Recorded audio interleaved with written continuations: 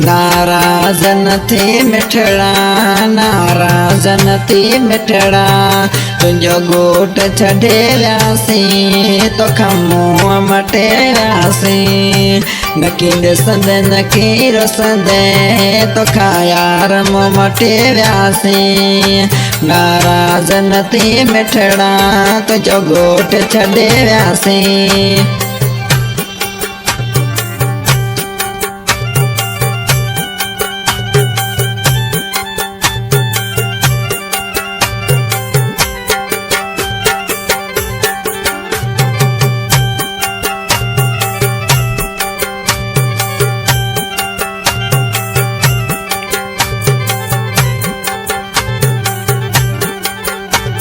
नाराज़ न थी मिठड़ा, नाराज़ न थी मिठड़ा, नाराज़ न थी मिठड़ा, तुंहिंजो घोट छॾे वियासीं।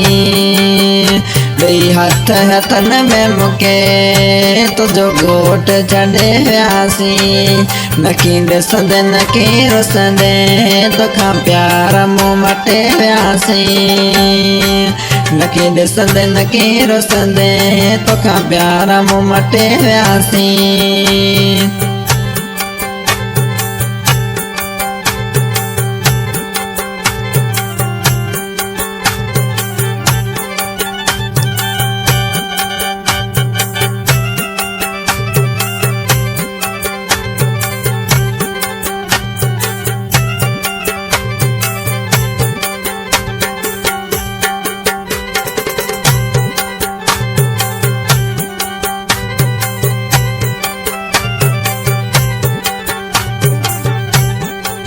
तोसां केॾी हुई मोहब्बत, तोसां हाणे थी वई नफ़रत। तोसां केॾी हुई मोहब्बत, तोसां हाणे थी वई नफ़रत।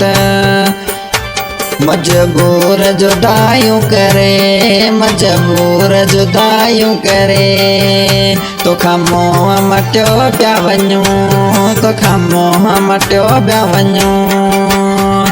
तोसां केॾी हुई मोहब्बत, तोसां हाणे थी वई नफ़रत।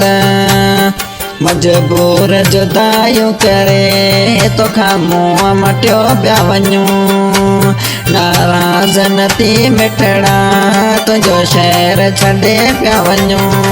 नाराज़ न थी मिठड़ा, तुंहिंजो घोट छॾे वियासीं। हा सिंगर सोनाला कान बिया, गाँव के राकेश गुज। रिकॉर्डिंग हो रही है SMS स्टूडियो सिलवा। धुन पे साथ दे रहे हैं सवा भाई मालिया। इस सॉन्ग की फरमाइश करवाई है कलंदर बख्श फनकार पाकिस्तान से। बहुत बहुत धन्यवाद।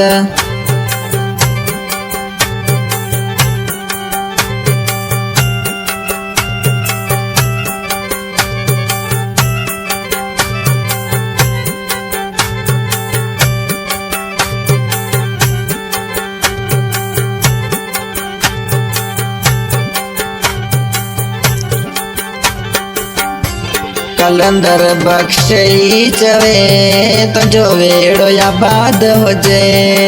कलंदर बख्श फनकार चवे तुंहिंजो वेड़ो आबाद हुजे। पाकिस्तान में याद करे तुंहिंजो वेड़ो आबाद हुजे।